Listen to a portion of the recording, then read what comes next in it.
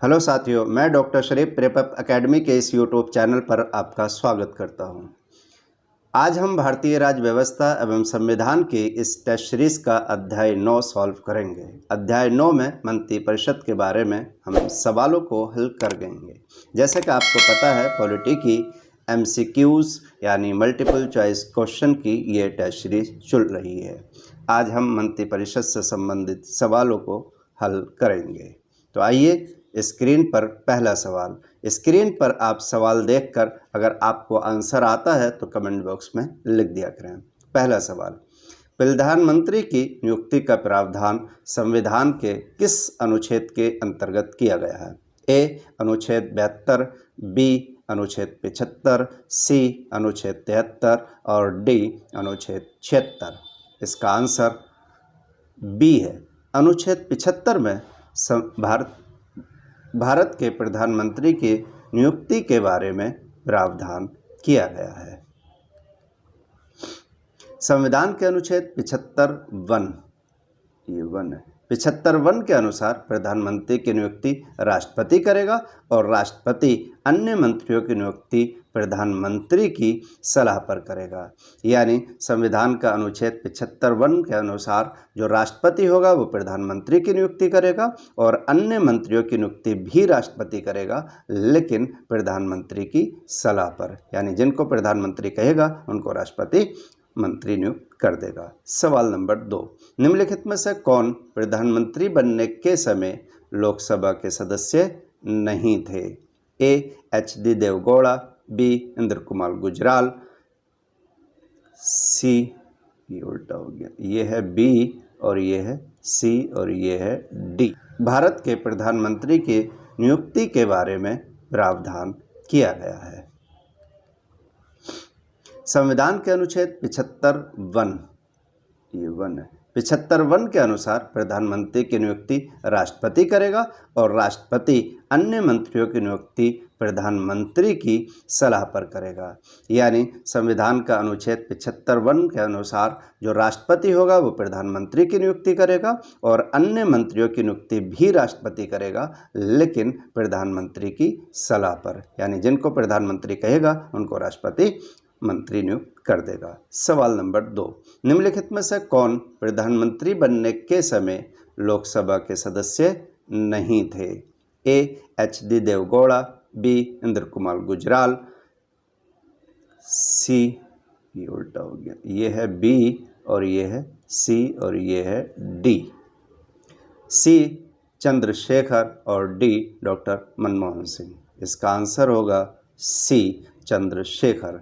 चंद्रशेखर जो हैं वो प्रधानमंत्री बनने के समय लोकसभा के सदस्य थे। बाकी ये तीनों लोकसभा के सदस्य नहीं थे। ये तीनों जब प्रधानमंत्री बने तो राज्यसभा के सदस्य थे। चंद्रशेखर 10 नवंबर 1990 से लेकर 21 जून 1991 तक भारत के प्रधानमंत्री रहे। जैसे कि मैंने बताया, बाकी ये तीनों प्रधानमंत्री बनने के समय राज्यसभा के सदस्य थे, लोकसभा के सदस्य नहीं थे। अगला सवाल, राष्ट्रीय विकास परिषद में कौन शामिल होते हैं? ए केंद्रीय मंत्रिमंडल के सभी सदस्य, बी सभी राज्यों के मुख्यमंत्री, सी सभी राज्यों और केंद्र के मंत्रिमंडल सदस्य और डी संसदीय प्राक्कलन समिति के सदस्य। इसका आंसर होगा बी सभी राज्यों के मुख्यमंत्री राष्ट्रीय विकास परिषद में शामिल होते हैं। आइए देखते हैं राष्ट्रीय विकास परिषद में कौन कौन शामिल होते हैं। तो राष्ट्रीय विकास परिषद की जो स्थापना की गई थी वो 6 अगस्त 1952 को की गई थी। ये कई बार एग्ज़ाम में पूछा जाता है। दूसरी बात, प्रधानमंत्री इसके पदेन अध्यक्ष होते हैं। प्रधानमंत्री इसके पदेन अध्यक्ष होते हैं, नंबर 1। दूसरा, सभी कैबिनेट मंत्री भी इसके सदस्य होते हैं। नीति आयोग के सभी सदस्य इसके सदस्य होते हैं और सभी राज्यों के मुख्यमंत्री भी इसके सदस्य होते हैं और सभी केंद्र शासित प्रदेशों के प्रशासक भी इसके सदस्य होते हैं। तो राज्य और केंद्र शासित प्रदेश आसानी से याद कर लेंगे। नीति आयोग आपको याद रखना, नीति आयोग के सदस्य भी और सभी कैबिनेट मंत्री और प्रधानमंत्री तो होते ही हैं और प्रधानमंत्री इसके पदेन अध्यक्ष भी होते हैं। और ये बात आपको याद रखना, 6 अगस्त 1952 को इसकी स्थापना की गई थी। अगला सवाल, भारत का प्रधानमंत्री तब तक अपने पद पर रहता है जब तक उसे प्राप्त है ए सशस्त्र बलों का समर्थन, बी राज्यसभा का विश्वास, डी सी लोकसभा का विश्वास और डी जनता का समर्थन। इसका आंसर होगा सी लोकसभा का विश्वास। यानी प्रधानमंत्री तब तक अपने पद पर बना रह सकता है जब तक लोकसभा का विश्वास उसे प्राप्त है। एक्सप्लेनेशन देखते हैं। संविधान के अनुच्छेद 75(3) के अनुसार मंत्रिपरिषद लोकसभा के प्रति सामूहिक रूप से उत्तरदायी होती है। नंबर 1, ये बात आपको याद रखना है कि सामूहिक रूप से मंत्रिपरिषद लोकसभा के प्रति उत्तरदायी होती है। दूसरी बात, अतः प्रधानमंत्री तब तक अपने पद पर बना रह सकता है जब तक उसे लोकसभा का विश्वास प्राप्त हो। तो यहाँ एक बात तो ये जानना जरूरी है कि मंत्रिपरिषद लोकसभा के प्रति सामूहिक रूप से उत्तरदायी है। दूसरा, प्रधानमंत्री तब तक अपने पद पर बना रह सकता है जब तक लोकसभा का विश्वास प्राप्त रहे। क्यों है ऐसा? क्योंकि लोकसभा में मंत्रिपरिषद के विरुद्ध अविश्वास प्रस्ताव पारित होने पर प्रधानमंत्री सहित मंत्रिपरिषद को त्यागपत्र देना होता है। लोकसभा में मंत्रिपरिषद के विरुद्ध अविश्वास प्रस्ताव कौन पेश करता है? जो विपक्ष की पार्टी होती है वो अक्सर पेश करती है, और लोकसभा में ही अविश्वास प्रस्ताव पेश किया जाता है। इसलिए प्रधानमंत्री लोकसभा का विश्वास प्राप्त जब तक रहता है तब तक अपने पद पर बने रहते हैं। अगला सवाल देखते हैं। सवाल नंबर 5, भारत में अवशिष्ट शक्तियां किस में निहित है? ए केंद्र सरकार में, बी राज्य सरकार में, सी केंद्र और राज्य सरकार में, डी स्थानीय शासन में। इसका आंसर होगा, बहुत आसान सवाल है, केंद्र सरकार में भारत में अवशिष्ट शक्तियां निहित होती हैं। भारतीय संविधान में अवशिष्ट शक्तियों का प्रावधान कनाडा के संविधान से लिया गया है। कई बार एग्जाम में पूछा जाता है कि अवशिष्ट शक्तियों का प्रावधान किस देश के संविधान से लिया गया है? तो कनाडा के संविधान से लिया गया है। अवशिष्ट शक्तियों का उल्लेख संविधान के अनुच्छेद 248 में किया गया है। ये बात भी आपको याद रखना है। इन विषयों पर विधि निर्माण का अधिकार सिर्फ और सिर्फ संसद को है, यानी संसद ही बना सकती है। इसलिए केंद्र सरकार के पास अवशिष्ट शक्तियों पर निर्माण कानून बनाने का अधिकार है। अगला सवाल देखते हैं। सरकारीय आयोग का गठन, सरकारीय आयोग का गठन किस विषय पर सुझाव देने के लिए किया गया था? ए कावेरी जल विवाद, बी केंद्र राज्य संबंध, सी राम जन्मभूमि विवाद और डी इनमें से कोई नहीं। ये भी बहुत आसान सा सवाल है। केंद्र राज्य संबंध, केंद्र राज्य संबंध से संबंधित सरकार ने 1983 में रणजीत सिंह सरकारिया की अध्यक्षता में 3 सदस्यीय समिति सरकारीय आयोग का गठन किया था। इस समिति ने अपनी रिपोर्ट 1988 में पेश की थी। यहाँ से बहुत डीप सवाल नहीं पूछेगा, और अगर पूछा तो कब की थी और क्यों की थी, यही पूछा जा सकता है। सवाल नंबर 7, राष्ट्रीय एकता परिषद का अध्यक्ष कौन होता है? ए प्रधानमंत्री, बी वित्त मंत्री, सी गृह मंत्री और डी भारत के राष्ट्रपति। इसका भी आंसर होगा प्रधानमंत्री। राष्ट्रीय एकता परिषद के अध्यक्ष होते हैं। राष्ट्रीय एकता परिषद का गठन अक्टूबर 1961 में किया गया था। संविधान में इसका कोई प्रावधान नहीं है। जवाहरलाल नेहरू ने इसकी स्थापना की थी। जवाहरलाल नेहरू द्वारा जातिवाद, सांप्रदायिकतावाद और क्षेत्रवाद जैसी समस्याओं से निपटने के लिए राष्ट्रीय एकता परिषद का गठन किया था। अगला सवाल हम देखते हैं। अगला सवाल है, कैबिनेट का तात्पर्य क्या है? आपको पता होना चाहिए कैबिनेट क्या है। ए शासन के सभी मंत्रीगण, बी कैबिनेट स्तर के मंत्री, सी राज्य मंत्रीगण और डी इनमें से कोई नहीं।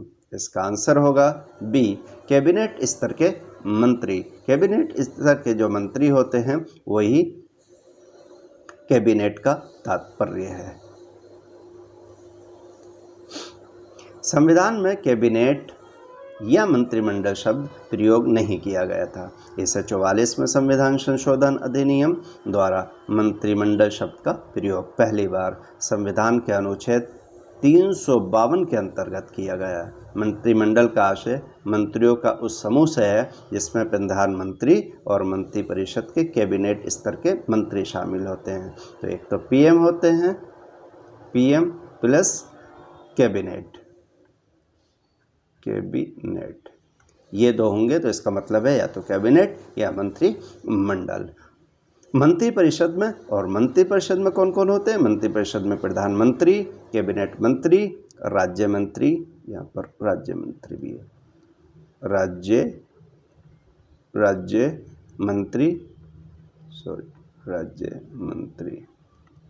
राज्य मंत्री और उप मंत्री शामिल होते हैं। तो मंत्रिपरिषद जब भी बोला जाए तो इसका मतलब होगा प्रधानमंत्री, कैबिनेट मंत्री, राज्य मंत्री और उप मंत्री, ये सब शामिल मंत्रिपरिषद में होते हैं।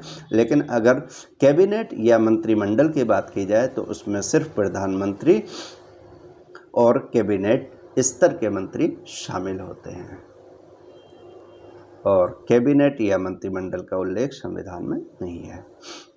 नवा सवाल, यदि भारत के प्रधानमंत्री संसद के उच्च सदन के सदस्य हैं तो वे अविश्वास प्रस्ताव की स्थिति में अपने पक्ष में मत नहीं दे सकेंगे। बी, वो निम्न सदन में बजट पर नहीं बोल सकेंगे।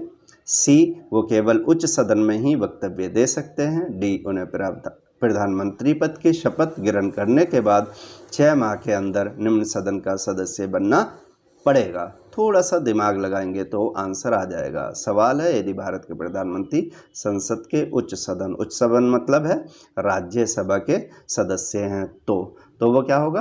तो वे अविश्वास प्रस्ताव की स्थिति में अपने पक्ष में मत नहीं दे सकेंगे। इसका आंसर यही होगा।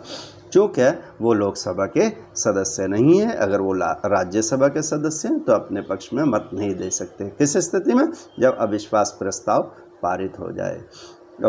अविश्वास प्रस्ताव कौन पेश करेगा? विपक्ष, क्योंकि अविश्वास प्रस्ताव विपक्ष द्वारा लोकसभा में लाया जाता है और सिर्फ लोकसभा में ही लाया जा सकता है। अगला सवाल है, उप प्रधानमंत्री के पद का सृजन ए, मूल संविधान के अंतर्गत हुआ था। बी, संविधान के प्रावधानों से हटकर हुआ। सी, 44वें संविधान संशोधन के द्वारा हुआ। और डी, 85वें संविधान संशोधन के द्वारा हुआ। इसका आंसर होगा बी, संविधान के प्रावधानों से हटकर हुआ उप प्रधानमंत्री के पद का सृजन। आइए देखते हैं।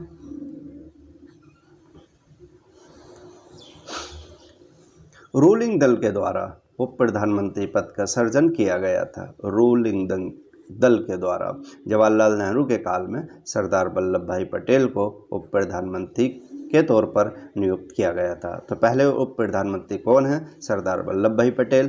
किसने नियुक्त किया? जवाहरलाल नेहरू ने। और इस पद का सृजन किया गया था, यानी इस पद के बारे में संविधान में कोई उल्लेख नहीं है। अगला सवाल, निम्नलिखित संविधान संशोधनों में से कौन ये स्पष्ट करता है कि मंत्रिमंडल में कुल मंत्रियों की संख्या प्रधानमंत्री को सम्मिलित करते हुए लोकसभा के सदस्यों की कुल संख्या के 15% से अधिक नहीं होनी चाहिए। यानी लोकसभा के सदस्यों की जो टोटल संख्या है उसके 15% से अधिक मंत्रियों की संख्या नहीं होनी चाहिए और उन मंत्रियों में प्रधानमंत्री को भी शामिल किया गया है। ए, 90वां संविधान संशोधन। बी, 91वां संविधान संशोधन। सी, 92वां संविधान संशोधन। और डी, 93वां संविधान संशोधन। और इसका आंसर होगा 91वां संविधान संशोधन 2003 में किया गया था। 91वां संविधान संशोधन 2003 में किया गया था और इसके द्वारा इस बात को जोड़ा गया कि 15% से अधिक लोकसभा के कुल सदस्यों की संख्या से नहीं होना चाहिए जो मंत्रिपरिषद होगी या मंत्रियों को।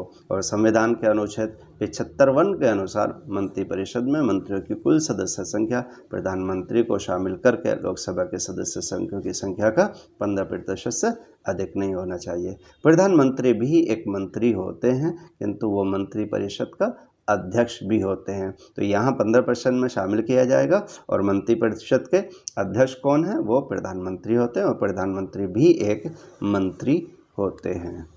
अगला सवाल और ये लास्ट सवाल है, प्रधानमंत्रियों को उनके कार्यकाल के साथ सुमेलित कीजिए।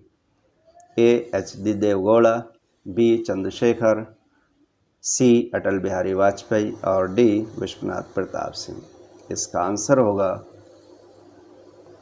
डी। इसको हम ऐसे करके भी देख सकते हैं, ए यहाँ होना चाहिए था, बी यहाँ होना चाहिए था, सी और डी, ऐसे यहाँ पर ए बी सी और डी। देख लेते हैं, डी का 4 है, मतलब 1 का 4 एच.डी. देवगौड़ा, ये मिल जाएंगे यहाँ, यानी 1996 से 1997 तक।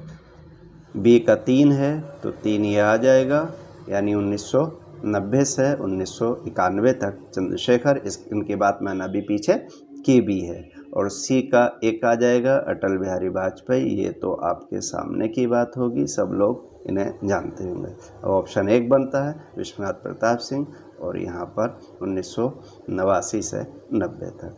Thank you so much. अगर आपने अभी तक इस यूट्यूब चैनल को सब्सक्राइब नहीं किया है तो सब्सक्राइब कर लें, ताकि हर आने वाली वीडियो का नोटिफिकेशन आपको सबसे पहले मिला। अगर आप अभी इस टेस्ट सीरीज़ को समझने में कोई दिक्कत आती है या कोई परेशानी आती है तो आप हमें कमेंट्स बॉक्स में बता भी सकते हैं, और लाइक और शेयर करना बिल्कुल भी ना भूलें।